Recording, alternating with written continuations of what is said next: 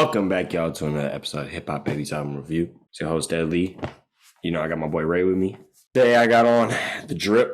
It's the Zero Fatigue Smeezy hoodie. You know, it's got the satin line on there. So big, it can fit all this hair.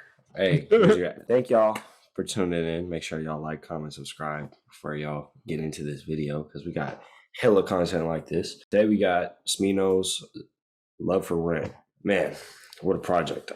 We've been waiting so long. We had his last project was a mixtape, still on a bunch of other people's beats and stuff, just like old time mixtapes. And then before that was Black Swan, right? When did that come out? I think it's Noir and then Black Swan. Oh yeah, Black Swan was 16 and Noir was 18. Something like that, yep. Okay, so it's been 4 years. So since Smino's really been deep in it. And this is the first time that we really got to see Smino showing off all that talent in one place. We've gotten a lot of singles, Tempo.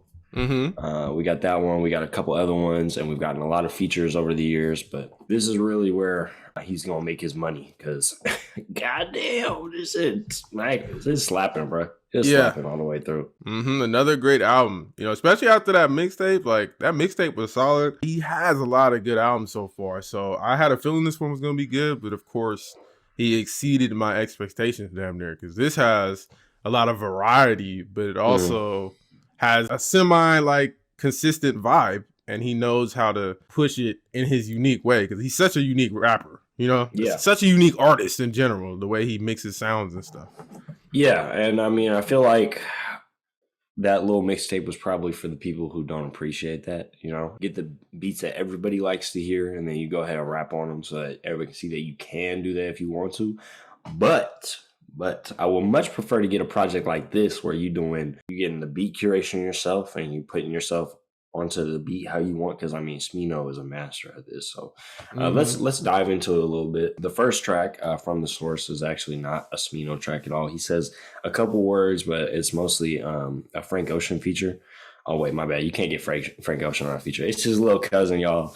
I'm just playing. He sounds just like Frank Ocean on Blonde, though. He gave him like a Nike's voice effect almost, you know. A different way to start the album, you know. Then we get into No L's, which is I think one of the most accessible tracks on this whole project. So excellent starter. What a chorus. Gonna be a theme that we're gonna see throughout the rest of this project is these choruses are just insane, man. They're so catchy and fun and alive. This one, I really like this song a lot because even though I think it is so accessible, I think the beat is doing so much when you first enter the song. You're like, what is happening? And then he just kind of takes over and puts it all together. Yeah, this was a dope way to actually get into your first, track where you're rapping and spitting a little bit. I like this track a lot. It let me know what we were getting from this album because the lead single, 90 Proof, and like we said, some of the singles he dropped on SoundCloud or whatever, had me wondering where he was going to go next, especially getting that J. Cole feature, even though they worked before. But this let me know, okay, we're getting somewhat of a mix. You're going to have these, his normal Smino beats, and you're just going to go off crazy on them and find his pocket. Yeah, they don't, it's definitely not, noisy as in, industrial noise. But it's definitely, you have a lot of sounds. So if you are not a Smino aficionado, you're going to be like, what is this, bro? This is just a bunch of noise. You know, this nigga just doing whatever in the studio. We're here to explain to you he's actually doing something.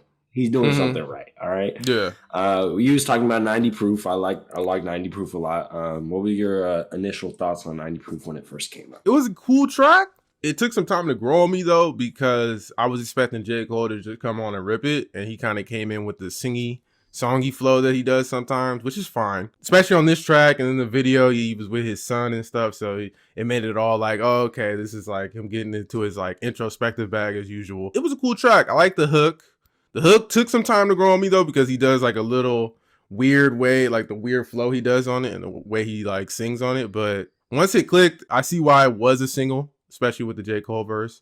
And I see what he was trying to do, putting it out first, maybe. For sure. It's definitely one of the songs that had to grow on you the most. It's definitely a way to go about it, is put one of the songs that's going to grow on you the most. out first so that when the rest of that project comes out, it kind of seamlessly blends into the rest of it when we look at it in the context of the album. So I like that a little bit. Personally, for me, I would have put out something that's a little bit more palatable first. Put out something a little bit more palatable because it's all about marketing, right? Like this is just purely about marketing is what we're talking about. The singles put out really like Pro Freak a lot. I think Pro Freak would have done a much better job as a lead single probably to just get hype for this album in general. Amongst the fan base, the hype was already immense. Just for the people outside of it that haven't heard Smino before, I mean, that would have probably been a really good one. I know that the name J. Cole draws in a lot of clicks. You know, there's that. But Pro Freak with Doechii definitely is the more palatable song, in my opinion. Yeah, definitely. Again, he's doing his sing rap flow, but he got Doechii on it and she spazzed. TDE, they know how to find them somehow still. They're finding these talented artists, especially women artists, you know, SZA, and then now her. And she ripped this. Her verse was quality. She dropped the EP this year that was fire too. So kind of no surprise, but I didn't know what type of energy, because she also sings and then she raps.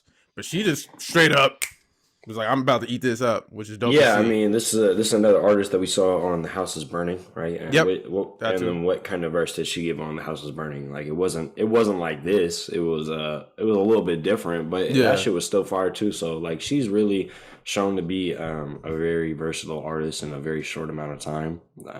Like extremely versatile. So she went on this, she killed it. She killed the beat so bad, Smino had to switch the beat, bro. This nigga said, I can't go on the same one, bro. I gotta switch it up a little bit. That's how crazy it was. So catchy hook. I can see this being a single, especially now. Lots of noises, you know. It's going perfectly smooth at this point. And then when we get to the next part, something I wanted to highlight with this project, we started off really, really slow, up all the way to Pro Freak, which is just getting faster and faster in tempo, up increasing octaves, scaling, right? Something like that. I really like it though, because you know he brings you all the way up, and then old ass Kendrick, he brings you right back down. This is a song that, like, if you listening to it and you are in a normal state of mind, you might not get it at first, bro. You might just be like, I need to get some grab that bong piece real quick, you know, and change my mind state because. Because, this is a slow burner. The beat is weird. The way he's saying... He says, she... Yeah, like the way he just keeps popping in with that. And then the noises keep popping up when he's talking to you. This track definitely lost me for a little bit at first. But once I got with the groove, it's a cool track in the track list. Like, I like it. I was recommending this album to Ray, and I lost him right here, bro. We wasn't talking about it for a week, bro. Yeah, I mean, because I was in a different mind state, you know. But you know, once the album had time to sit with me and things changed, it fully clicked. And I feel like this is an album you're definitely gonna have to spend time with, because one, he's taking a minute, especially if you didn't check out the mixtape, right? He's taking a minute to really come with anything, like as far as like a big guest feature or anything. So. And because he's so unique and an acquired taste, like, because we haven't had his music by himself in a big focused way, unless you're paying attention, it'll throw you off at first. It'll be like, dang, like I haven't heard someone rap or like sing and rap and sing at the same time like this in a minute, or just make a random noise, but make it kind of like flow within the track, you know?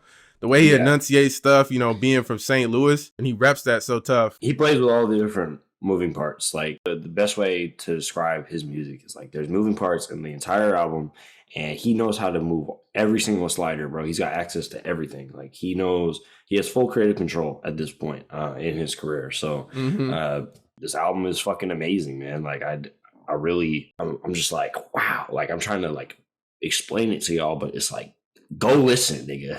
Euphoria. I love Euphoria as well. It's another slower one. This one's another one where he does things with the effects and the flow that kind of makes it its own unique track. Every track on here has its own thing that like I really like about it. This one in particular, he does this like stutter flow, or he's like doing like a one count skip and then another count, and then he also like throws in like an echo effect with his voice with his chorus on top of it. So it just sounds really cool. It's another one of those, you know, if you chiefing, you just on a Sunday watching some football, you chiefing right there, this song come on, but it's gonna blow your mind, you know? Yeah. You're gonna be like, damn, Damn, why did I miss this one? The deep cuts, man. Like the deep cuts on this project, like they can't be skipped over. You have to listen to this Yeah, in album mode. this is definitely an album you want to listen to in order. Just check it out as a whole because it's such a experience. Like we're saying, with the way he hits you with the up and downs, as far as like the way the music feels. But he keeps it, because the album's called Love for Rent. So a lot of these tracks are about what you love or just enjoying the time you have with others or enjoying yourself. And that's what I like about Smino. He's not trying too hard, even though he's spitting on some of these tracks, even though he's doing music that's considered different. He's not like a lyrical miracle rapper, or he's not like a super loose sing-songy rapper. Like he finds a way to find that perfect balance, and it's a fun time for the most part. Even when he gets a little deeper sometimes, it's still a fun time. Yeah, no, for sure. I like loose interpretable themes. They're my favorite, just because it's like, how much do you want to get out of it? How much are you gonna like pay attention to the details to get out of it? Like, it's really cool. And then the next one, Blue Billy, which is kind of counterintuitive to the theme, but at the same time, I think a lot of people during the pandemic realized some stuff like this. This is a anti-capitalist song. It's about, everybody having to experience the same thing. We all just, kind of have to go to our jobs to just continue to live and stuff. And we're all just a bunch of blue billies, right? That's what he calls them. So this one is kind of the opposite of what you love, and maybe something that just he realized during the pandemic that he needed to share. I love this song. I love the end of it. We're all just trying to get it on our own. Entrepreneur, I did it all on my own. Yeah. That is stuck in my head for weeks, bro. It's been a month plus, and I just every day, bro, I have to say it at least twice. It's that bad. A lot of stuff on this album is like that. Going later in the album, Pudgy was stuck in my head. A lot of lines on there, or a lot of like little flows he did got stuck in my ear. He has a lot of earworms, or a lot of things that like are meant to be stuck in your head. He'll say words that all make a certain sound, and it makes it all just like sound like he's just like going. You know what I'm saying? Really good at the wordplay. Yeah, the way that he balances like the sounds of the words and then the actual words, because a lot of artists only focus on like what the actual word is and like the definition of it, and then that's how they'll play with it. But he, like you said, the alliteration with the way he shapes his words and the sounds, he'll make words actually fit into the song. He's mastered this art. It's crazy, bro. It's OD. Yeah. It's OD. He gets poetic a lot, and I think that's why he's really good at mixing R&B and soul into his music, because the way he raps isn't always the normal way of rapping. He'll start riffing, or he'll start doing a bunch of stuff, and it almost reminds me of like when you're doing poetry and like you just start to go off on like your own little tangent. You start to do your own little thing in the middle of the poem or something. He's really good at doing that, just going with the flow. This next song on here is, I feel like a culmination of like all the stuff that he does right on this project. Matinee is one of my favorites. It's got Cal Banks on it, another The House is Burning guest. Well, not guest, he executive produced the whole thing. I love this song so much. It's so fucking good. First of all, the beat is amazing. The melody in the background is played on this like little, it's the piano, but it's very light, and it's like a chime in the background. And then the main part of the song is really like his voice. Like he's like writing the melody, but it's on the forefront with his voice. And I like just like the little things like that, like the mixing of like dropping the melody, putting the drums in the front to strengthen it, like just fucking crazy, man. And then his verse on here, like fucking insane. He's going everywhere, bro. He's got like 6 or 7 different flow switches on this. Like, yeah, man, it's crazy. And doesn't he do the hook too? Yeah, he did the hook. Yeah, that's what I'm saying. Like Smino is versatile. All night, drop it in there, all right. He's really good at doing the hooks. Then he could transition to the verse, get really choppy with the verse. I romanced her, I enhanced her, diamonds dance in the Tesla. The way he does the voice and everything is just so perfect. This was a highlight too, easily. This could be a single. I can see this being played on the radio. Al Banks has that ability, man. He's just like, he's crazy on them beats. I haven't heard his SoundCloud mixtape he did after The House is Burning. That shit's fire too. It's got a couple of Isaiah Rashad features on there. Right after that, we go into Murder in a Minute. This is where we start getting introspective about love. It's not so much about things that we love, and now we're getting more focused on Smino and His Love, right? This one's more about, haven't seen Shawty in a minute, she ain't been in my house. I mean, I was feeling that this weekend, bro. I ain't seen my girl in 5 days. And then got Lucky Day on here. Lucky Day works pretty tightly with people in Smino's lane. I mean, he was on the Religion album, doing some fire shit on Cupid. Smino just knows who works, right? He knows who to get, who to contact for this song to perfectly complement him. He's a guy who is so versatile and he can do everything on the track that he really is just looking for a feature to complement him or do something a little bit different so that it can change up the song that much to make it that much more replayable. Maybe he's just like, he has an ear and he's like, you know what, this person right here, I've worked with him before, like you said, and I know he would be perfect for this part of the song. Because, Lucky Day did a great job on this one. R&B Smino, I like these tracks where he gets into his R&B for the ladies vibe. He knows how to do those tracks really good. This next one that we're going to talk about, the Defibrillator, is also like an amazing song. I love the build up on this song. And then the chorus is like one of the most beautiful choruses I've heard this year on Defibrillator. And I also like that, a song is called Defibrillator and it kind of like comes to life like 30 seconds in. I think that's a pretty cool touch. It was a great little like floaty, chill, laid back track. And that's like what you're going to get from most of these, right? Like you're going to get floaty, laid back, or, just a little bit in your face, but not too much. Not too much. Because I used the word noise earlier and you corrected me because it's not noisy, but it's like he uses a lot of sounds and it could throw you off at first. But like when you're in the right, mood, it's like, oh, that's perfect. Like I see why he put that right there. I see why he put his little voice in the background right there. Because he does that a lot. He uses his voice as an instrument, because it is. A lot of times, like sometimes, especially with these hooks and stuff, like when he starts doing the longer vocals and stuff, it's almost like sounds like almost like a guitar or another instrument that's popping up on the track. You feel me? And he's also really good with his pen. Like Garden Lady is one of my favorite songs as far as like his lyrical pen goes, because the song is called Garden Lady because he's talking about relationship struggles and his girl letting the tears out. She's watering, right? That's the garden lady, so that she can feel better and they can move forward in the relationships. I really like the songwriting on this one. I didn't really like the intro that much because it was like just a slow like drum pattern with some chimes in the background. It was like 30 seconds and it just kind of like took up time that I feel like could have been like maybe an interlude or something. However, I mean, like it's one thing out of the entire album. Yeah, I love the song overall. So the next one, Settle Down. You wanna get into that one a little bit? This was a dancing track for me. This was another relaxing one. Raven Lene popping up. He's worked with her before. They do really good music together, and she did her thing on this track. Yeah, this was another track that I liked. The way he gets these other voices and uses his voice is so like, I would say calming. It makes you feel comfortable. That's what's cool about Smino. Like he gets you comfortable. And he hits you with these sounds, but really it all adds into his persona and what he's trying to push.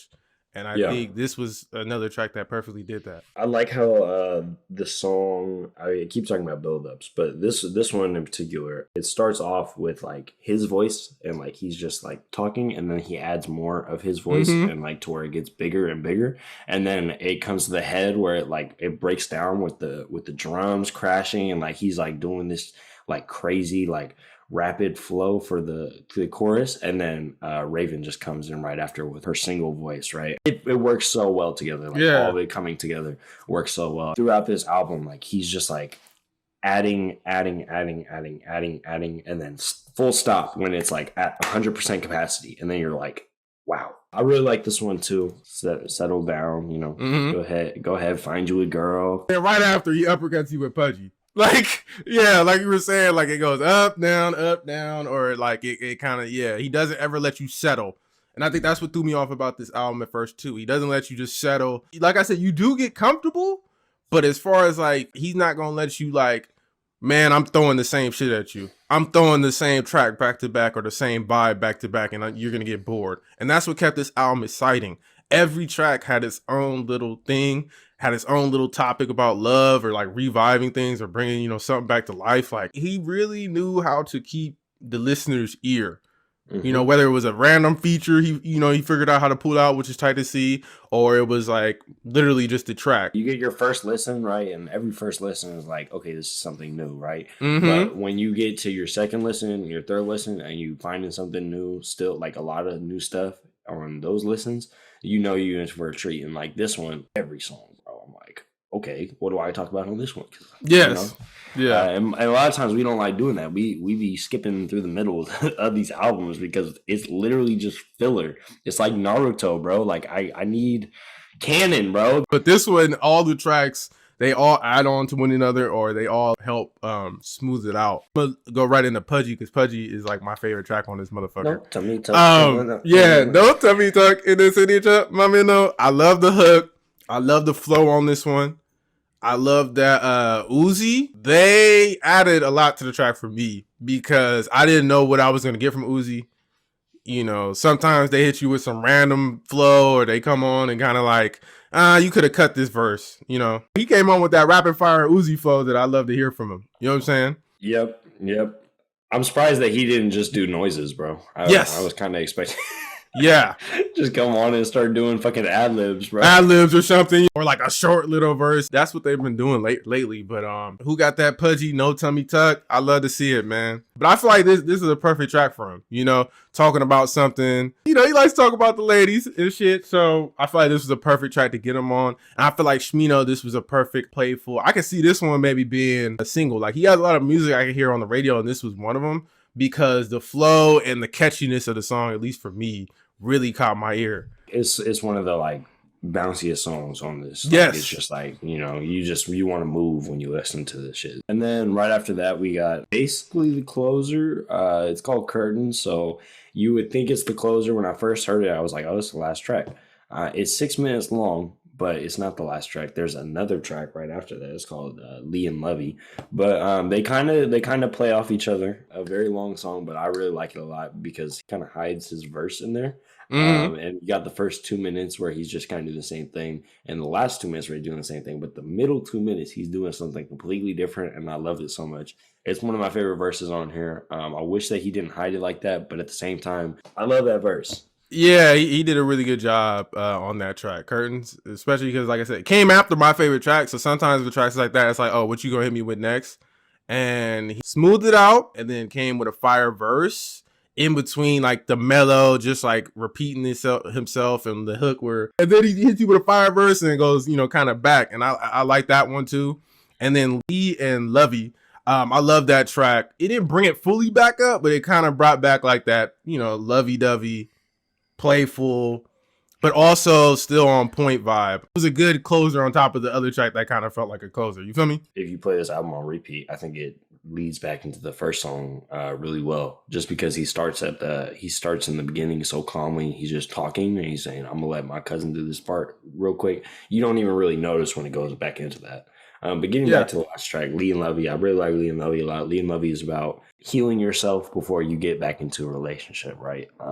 And you got love for rent. You want to give out love and all that. You gotta focus on yourself first before your heart been beating black and blue, bro. Like, you know, sometimes you got to heal that first. I like the message. I think that the message on here is really a very mature standpoint on looking on love. I think it's a lot of good lessons on here while just being fun and crazy and all over the place, you know? Yeah, because the album's called Love for Rent.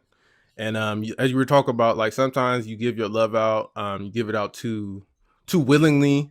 You give it out to people who don't appreciate it, and they rent it, and then they give it right back to you in a worse condition, or hopefully the same condition, usually not in a better condition, right? And I feel like this album, it kind of flows into that, you know, especially with the going up and down, because that's how love is as well. Sometimes, a lot of times, up, sometimes it's down. Sometimes you love something, sometimes you get tired of something.